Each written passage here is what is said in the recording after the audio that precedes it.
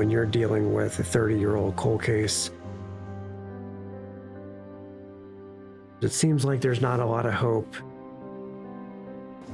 It's a great photo, Robin. Mm-hmm. But look what happened in the Robin Lawrence case. Something sparked it. That nobody ever expected, that just caught everybody off guard.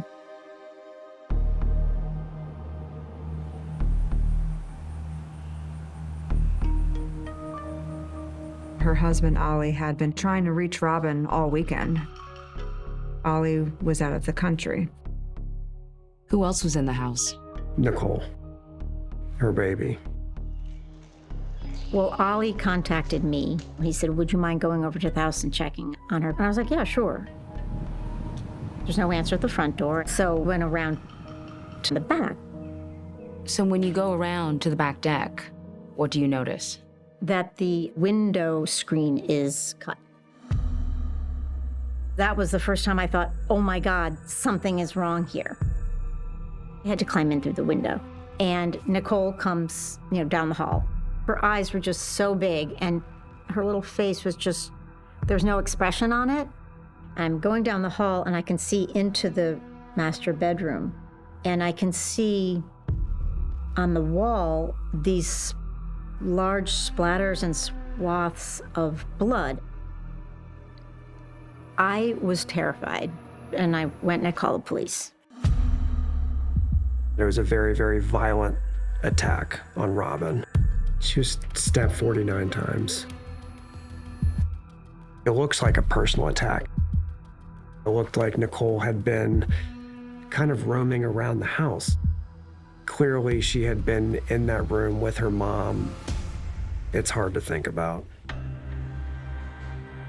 It's like a horror movie, but it's not a movie. This is our family. This is our lives. This was Robin's life. I did think that maybe it was someone she knew. That always kind of sat with my mind, like, who did she know that could have done this? Here's the photo of the washcloth where the key piece of evidence is a washcloth that they find in the bathroom, and it has blood on both sides. I knew that we had a really strong DNA profile, which obviously stood out. So detectives just kept waiting to get that phone call from the lab saying that we have a match. And unfortunately, that call never came. And then just another year would go by and another year would go by. So you switch tracks and try what we call genetic genealogy. And that was becoming really big at that time. That's when we turned to the help of a volunteer. And she said, genealogy is a hobby of mine. I dabble in it on the side. I'd be willing to do this case for free when I have spare time. I knew it was going to be a needle in the haystack, but I thought it was worth trying. 6, 7, 8, 9, 10 generations away from even these people. And I think it's August of 2023. She sends me an email. She says, I think I found someone of interest. What happens as you start looking into them? Well, we find out computer programmer up in New York, married to a defense attorney, 2 kids in high school, nice house in the suburbs, not so much as a speeding ticket on his background. I am a serial killer who's only killed once.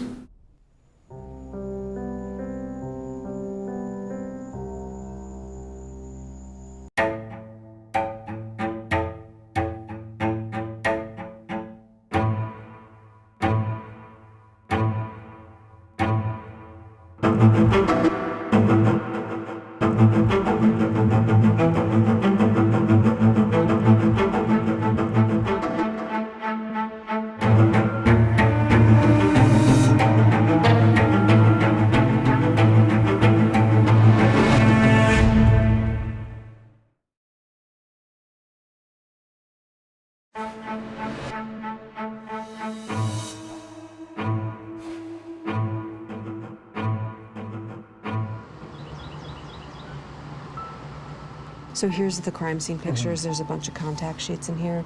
You can tell it starts from the pictures from the outside of the house and then moves in to the scene. Cold case detectives Melissa Wallace and John Long of the Fairfax County Police Department began reviewing Robin Lawrence's murder case in April of 2021. That's like your worst nightmare. Here's the bedroom. Obviously, her body's here, but you can start They to were struck by the sheer violence of the attack on the 37-year-old mother.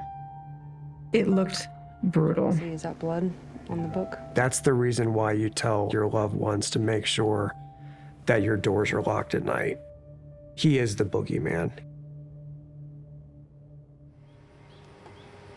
On November 20th, 1994, Robin's friend Lori Lindbergh had entered her home to check on her and saw blood on the bedroom walls and Robin's 2-year-old daughter, Nicole, wandering around.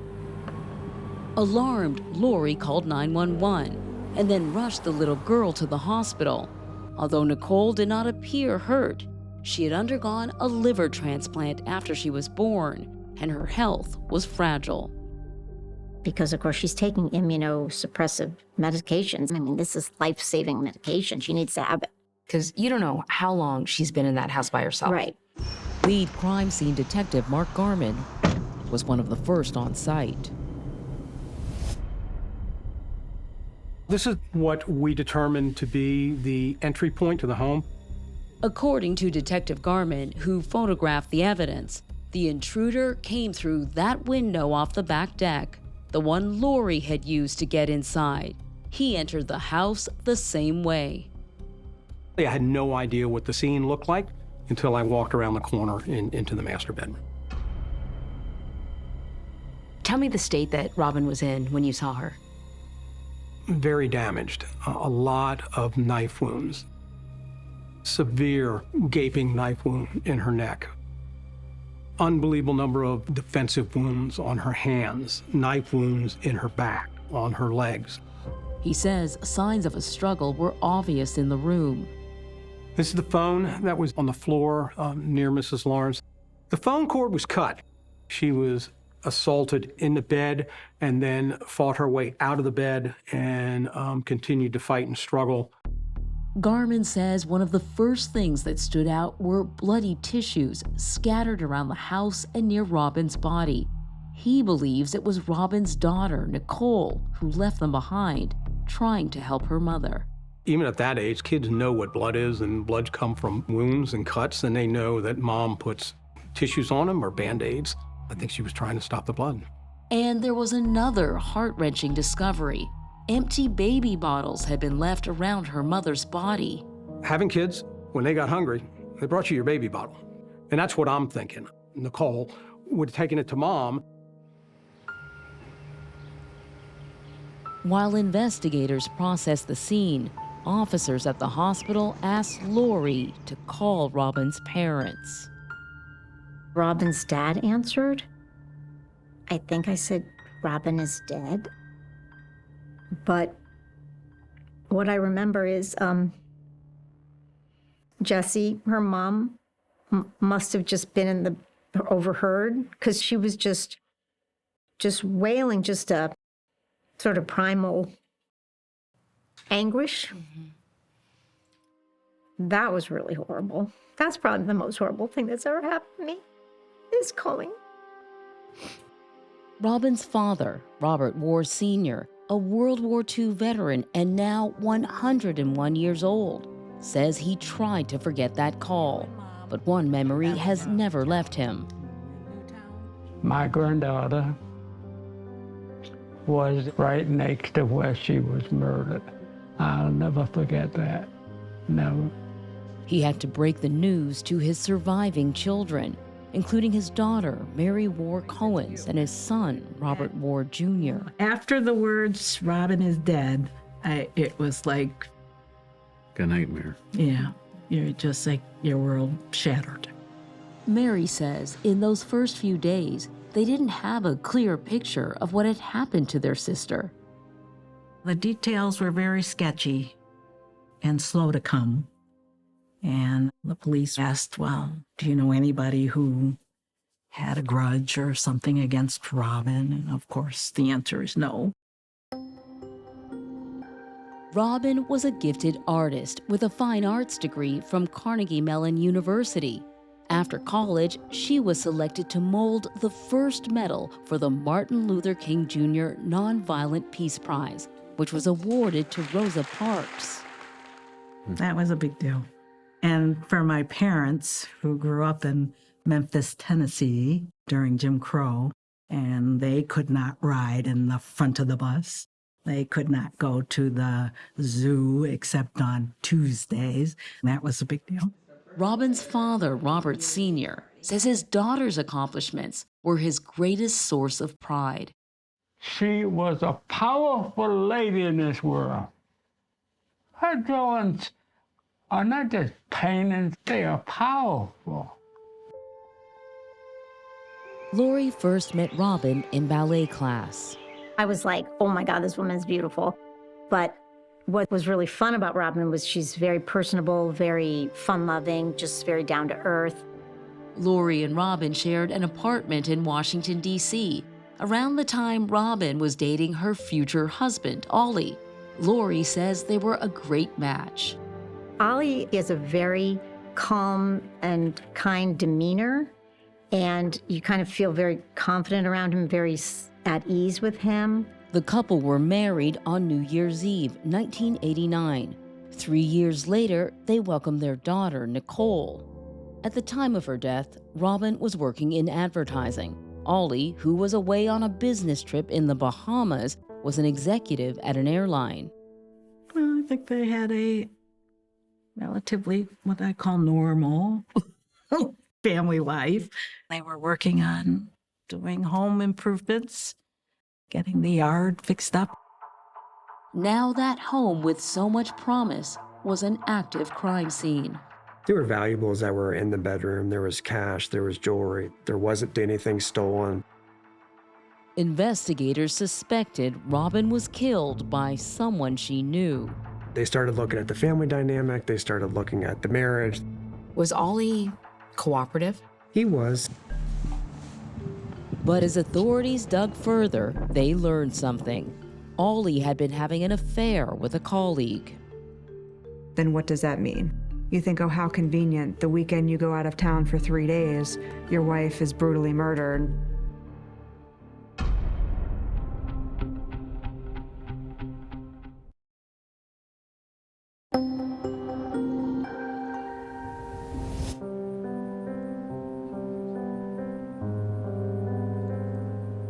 It just was surreal.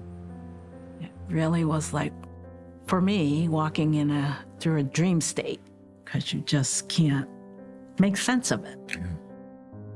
Just 3 days after what would have been Robin's 38th birthday, on November 26, 1994, her family and friends gathered for her funeral. We were still very much just bewildered and lost. Mary says Robin's injuries were so severe, the family had a closed casket. And that was hard for me because I never got a chance to see her one last time. I always wanted to be able to say goodbye and see her.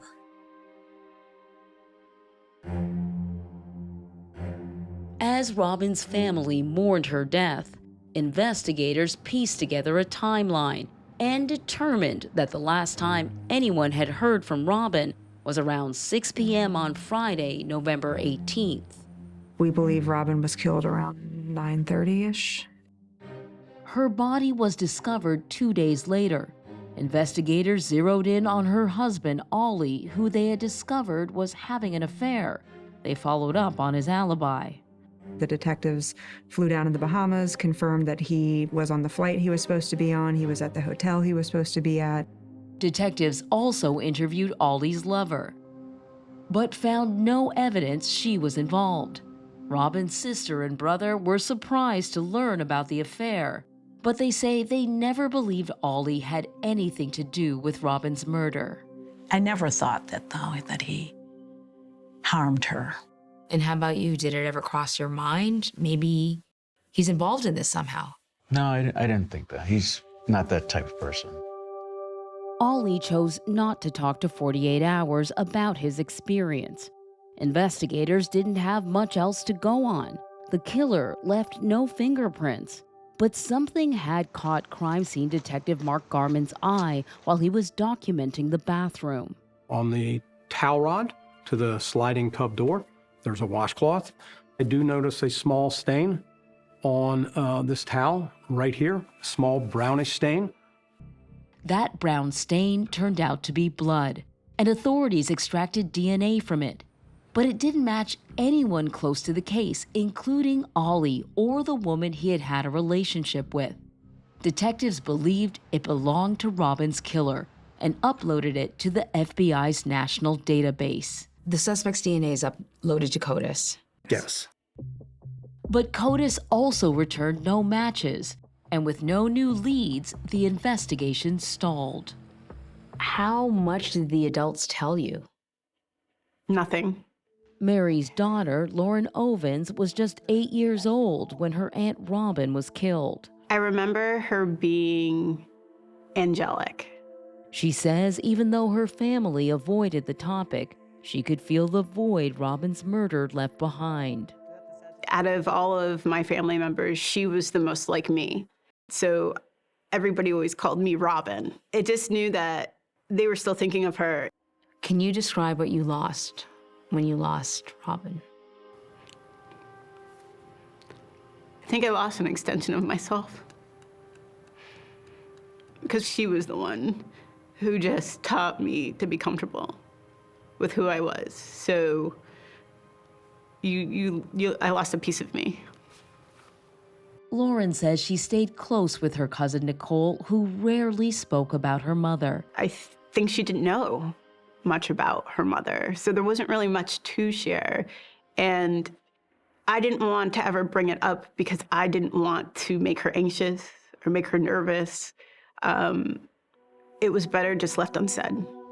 The family eventually resigned themselves to the idea that the case may never be solved. When my mother died, that was kind of like, well, she went to her grave not knowing what happened to her child. And at that point I said, well, I have to just kind of let it go. I have to let it go. Then, decades later, in 2019, investigators turned to Parabon Nanolabs, a DNA technology company, hoping genetic genealogy could identify Robin's killer. Ellen Graytack is the director of bioinformatics at Parabon. We take DNA from a crime scene, we upload it to GEDmatch and to Family Tree DNA, which are two databases. And what they give us back is people in our database who share DNA with your unknown person. Graytack says that while their analysis showed Robin's killer likely had European ancestry, tracing him through his relatives proved nearly impossible. So in this case, the database matches were just really distant. They only shared little tiny pieces of DNA, which means that their shared ancestor with our unknown person was pretty far back in time. And that means that those people had a lot of descendants today. Parabon gave us a solvability rate of 0 on the case and essentially said, you do not have the time nor the money to get it moving forward. Investigators say they could have walked away, but Liz, an amateur genealogist and volunteer with the police department who asked that her last name not be used, offered to take on the case in her spare time for free. I just felt I wanted to give something back to the community, and I believed that I could actually be helpful in solving some of these cases.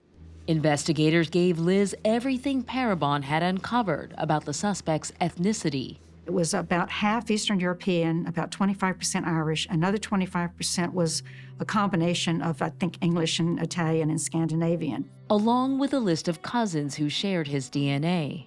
So what I got was approximately 1,500 cousins. I was not certain that I could crack it. There were no first cousins or second cousins. There was really more fourth to sixth. As Liz worked to trace the suspect through his family tree, Detective Wallace turned to another DNA tool and asked Parabon to produce a phenotyping sketch of Robin's killer. DNA phenotyping, it means actually predicting what that person looked like from their DNA. But would anyone recognize him?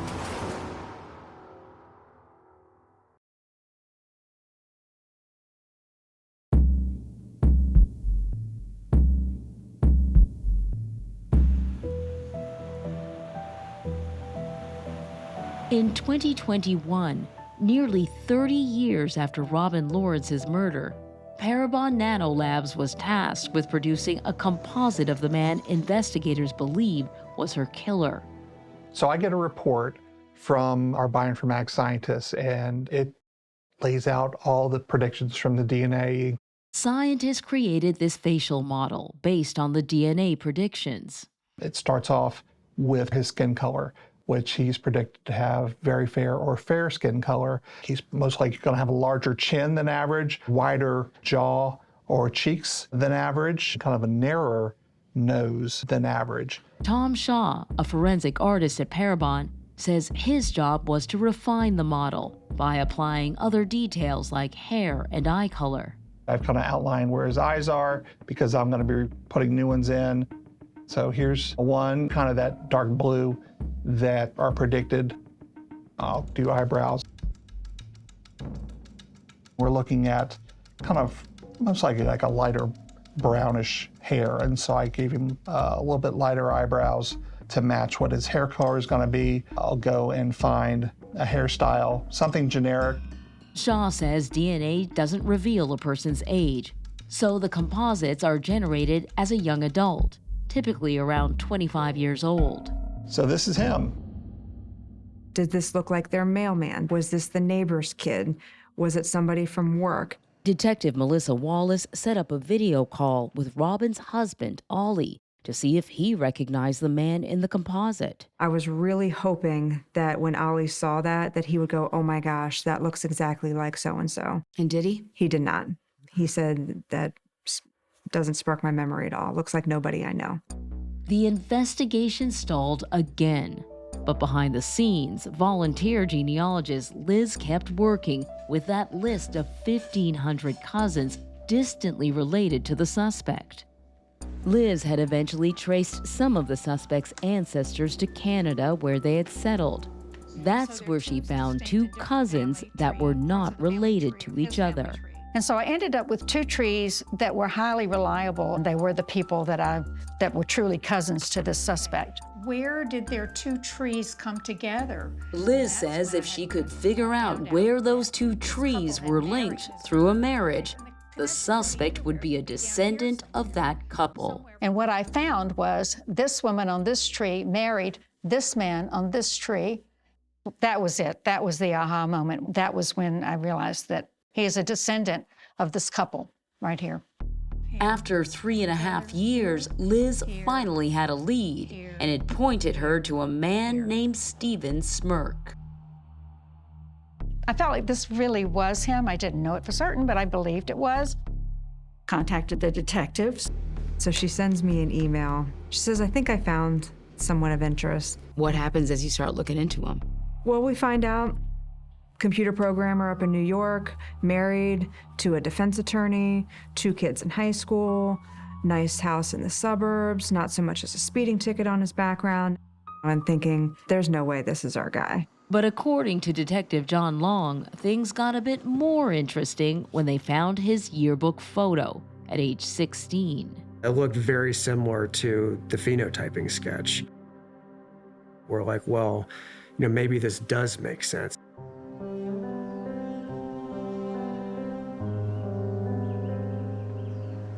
Stephen Smirk lived in Niskayuna, a town in upstate New York, so investigators decided to pay him a visit. Does he know you're coming? No. They were hoping he would cooperate and provide his DNA. Wallace and Long say he appeared to be home alone, so they knocked on his door. All we said is we are detectives from Fairfax County, Virginia, and we're looking into a cold case from the 90s. Do you mind if we come in and talk to you? He said, sure. He invited us in, and... Okay, hold on a minute. So you say, we're from Virginia. We're investigating this murder. His initial reaction? No reaction. None. Stone-faced. There was no surprise. There was no fear. Nothing. They found his demeanor unusual. When we're asking for DNA, this conversation typically takes a solid 45 minutes. People generally have a lot of questions, like, what do you mean someone in my family has committed a murder? Who was killed? There was not a single question from him. We were in and out of his house in 5 minutes with his DNA. Yeah. Consent form signed, swab collected, packaged up. That was it. After the visit, detectives checked into their hotel, but then Detective Wallace got an unexpected call. It's Steve Smirk calling me, and he says I'm at the police department to turn myself in. And I said, turn yourself in for what? And he said, I'm here to turn myself in for the murder. A million things start going through my mind. Smirk told detectives he was having trouble getting into the Niskayuna Police Department, which was locked. So then I'm thinking it must be a smaller police station. And I said, okay, what I need you to do is we're gonna hang up. I need you to call 911 and tell them that you're there. Stephen Smirk's call was recorded.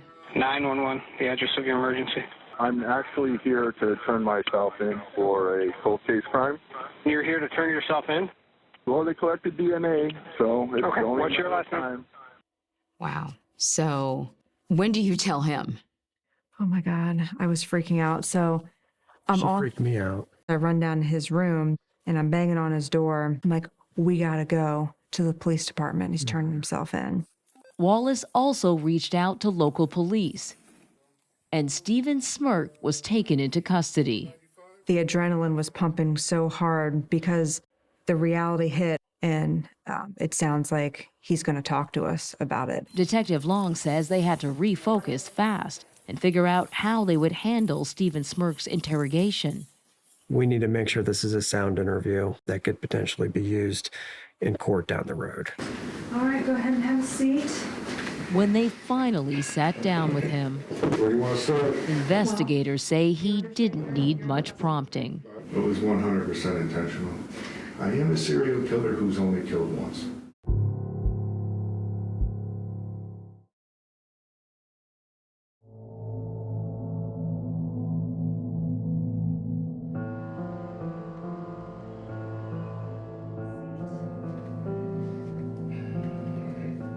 You've come here to turn yourself in for a 1994 murder.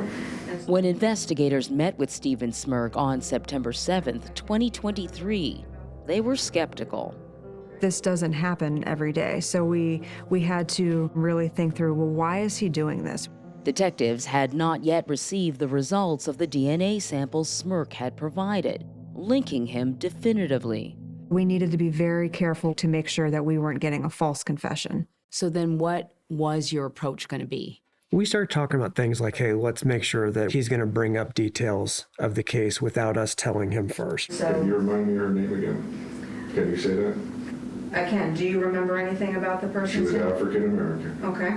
That's all I remember. He starts volunteering information, which is great. So it was just like he wanted to talk about, his weekend or some other family event that he went to. It was a very calm conversation, nonchalant. I was not in the right frame of mind. Stephen Smirk told detectives that back in November 1994, he was a 22-year-old soldier stationed at Fort Myer in Arlington, Virginia. And on the night of the murder, he had been drinking beer.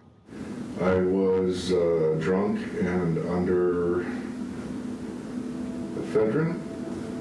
He says he had been taking ephedrine pills, a stimulant.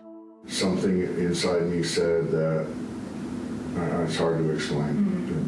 I knew that I was going to kill somebody. I did not know who I was going to kill. It was like this overbearing thought in my brain that I just had to kill somebody. Smirk said he drove to Robin's neighborhood because he was familiar with the area. He visited friends who stayed in a house nearby. Had you had any contact with her, spoke to her, or anything like that? No. I didn't even, to be honest with you, didn't even know who lived there. I never met this person before or seen her or anything. Smirk confirmed he entered the house from the back deck and told detectives he was wearing a ski mask and leather gloves. I went in and noticed that she had a baby in one of the rooms. He said he went down the hall to Robin's bedroom. I startled her. She got out of bed. She was on her knees. She was just begging for her life. I cut her up pretty good. I did everything they taught me in the military, hand-to-hand combat. I'm highly, highly influenced by demons. He told investigators one of the reasons he enlisted was because he wanted to kill. But I want to tell you right now that she's the only person that I've killed. I'm married, I have kids. I honestly believe that if it wasn't for my wife and my kids, I probably would be a serial killer. Detective Wallace knew it was critical to link him to that washcloth found in the bathroom, so she asked him if he'd been injured that night. She clawed at my face. I had a little bit of a scar here. Did you ever go into her bathroom at all? I don't remember that. If I did go into the bathroom, it would have been to look at what she did to my face. That's when I knew that we were in business with putting him in the bathroom and why his DNA was there. That was the biggest confirmation. As the interview wrapped up, Detective Long asked Smirk if he wanted to express any remorse to Robin's family. How do I say this? I don't know you're recording. I don't feel anything for the family. I can't say that any other way. I feel bad that I did it because I knew someday my personal freedom would be affected. I think what you see is 100% what you get from him. Arrogance, entitlement. He wanted to do it, so he did it. And that's it. Detective Wallace believes Stephen Smirk confessed because he knew he was caught and wanted to turn himself in on his own terms. It wasn't because he was sorry. It wasn't because he was tired of running for 30 years. He wanted to maintain control. Former FBI profiler Mary Ellen O'Toole, who reviewed the case for 48 hours, agrees that Smirk wanted to control the narrative. He was prepared that he was going to tell his version of the story. O'Toole says she doesn't buy Smirk's claim that Robin's murder was random. She classifies it as a mission-oriented homicide. Went down the hallway. Bedroom was ahead. He brought the weapon with him. He had a mask. He had gloves. It also happens to be on an evening when the victim's husband is in a travel status.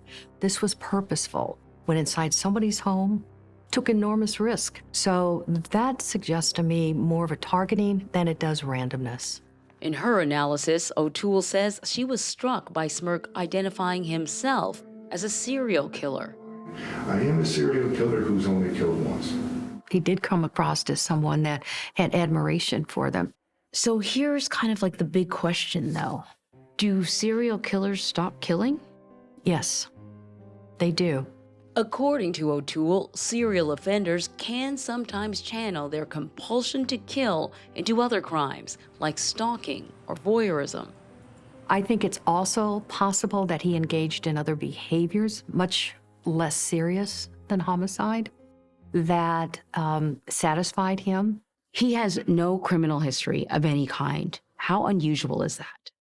Not very unusual, but here's the important thing to keep in mind. The absence of a rap sheet does not mean that criminal behavior is absent.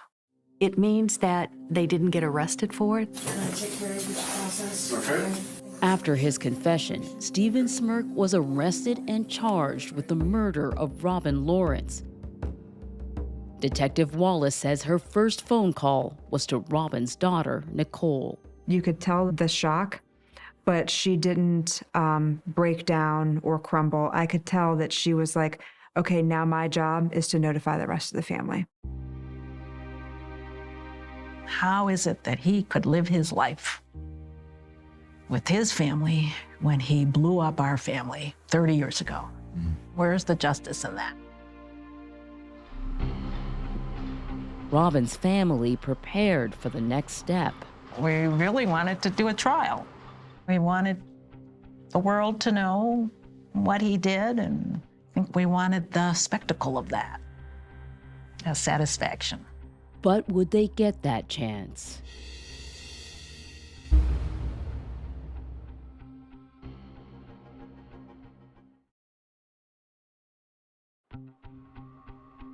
A week after Stephen Smirk's interview with police, forensic testing confirmed Stephen Smirk's DNA was a match to the blood on the washcloth found in Robin's bathroom. It's a 1 in over 7 million chance that it would not have been his DNA. On April 4th, 2024, Fairfax County Commonwealth Attorney Steve Descano's office presented the case at a preliminary hearing to determine if there was enough evidence to move forward. Look, I've dealt with murderers before. I can tell you that in my mind, Stephen Smirk stands alone as somebody who represents a true danger to the community. Robin's family saw Stephen Smirk for the first time at the hearing. I was amazed how big he was. He needed 2 bailiffs around him. The first thing I thought of was like, my aunt didn't stand a chance. Prosecutors played Smirk's confession, and the family heard the details of Robin's murder in Smirk's own words. There was no emotion. It didn't feel real. It just made me feel angry. Like, how could he have done that? The judge found probable cause that Stephen Smirk killed Robin and allowed the case to proceed to a grand jury. On April 15th, a grand jury indicted him. But 6 months later, he accepted a plea deal for first-degree murder. We get guaranteed accountability. Descano says the agreement ensured Smirk would be held accountable. We had the challenge of some witnesses passing, other witnesses, their memories becoming a little bit cloudy and not as sharp. Robin's family, however, say they were disappointed. We wanted him to be put on trial. On March 7th, 2025, Stephen Smirk returned to court for sentencing. As part of the mitigation strategy for a more lenient sentence, his attorney, Don Budarak, told the judge that in the early 90s, Smirk was a troubled young man, struggling with alcohol and substance abuse. He eventually decided, I'm going to join the military, thinking that that would be a good choice for him to maybe get his life stabilized. He said he joined the military so he could kill people. What did he mean by that? I never asked him what he meant by that. I think it was an idea that if I go, maybe I can take my anger out on this. Maybe this will get me back on the right track. According to Budarak, Smirk was also crippled with an undiagnosed mental illness. It wasn't until several years later that he eventually was diagnosed with bipolar II disorder. And when you add ephedra and alcohol, he was struggling a lot. The FDA banned some ephedra products in 2004, and Budarak says that was in part because when abused with other substances, they could trigger dangerous psychiatric side effects. Did Steve Smirk tell you that he ever had hallucinations or heard voices or anything along those lines while taking ephedra? No, but you have to remember at the time also he had undiagnosed bipolar. So it's hard to figure out exactly what his mental state was attributable to. She says by the time investigators came to Smirk's door, nearly 30 years later, Smirk had sought help for his mental health problems and become sober. Budarak says her client confessed and waived his right to a trial because he felt genuine remorse. But over the 30 years, did he think about Robin? Every day. Every day? Every day he'd think about it. But during his statement to investigators, he doesn't express empathy or remorse. He always wanted to accept responsibility. Acceptance of responsibility is one form of remorse. In the end, the judge sentenced Stephen Smirk to the maximum sentence allowed under the plea deal, 70 years with the possibility of parole.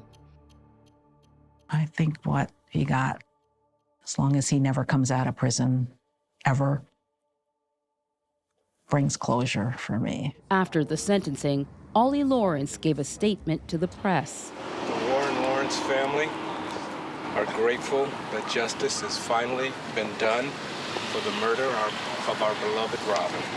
Lauren answered a few questions with Robin's daughter, Nicole, by her side. As much as this is a sigh of relief, we still have to live with this. It just doesn't go away. She's strong. She stood next to me and she held my hand. oh my God, if her mom could see us. It was great. How do you want people to remember your aunt? I want people to remember her as creative, exuberant, very vocal, caring, a beautiful mother. She just had a light that shined from within. I feel like she is living through her art because her art emotes. So when you do look at her art, what do you see? I kind of see the spirit of Robin, who she was, how she looked at the world, through her eyes. And there was good things, happy things, warm things.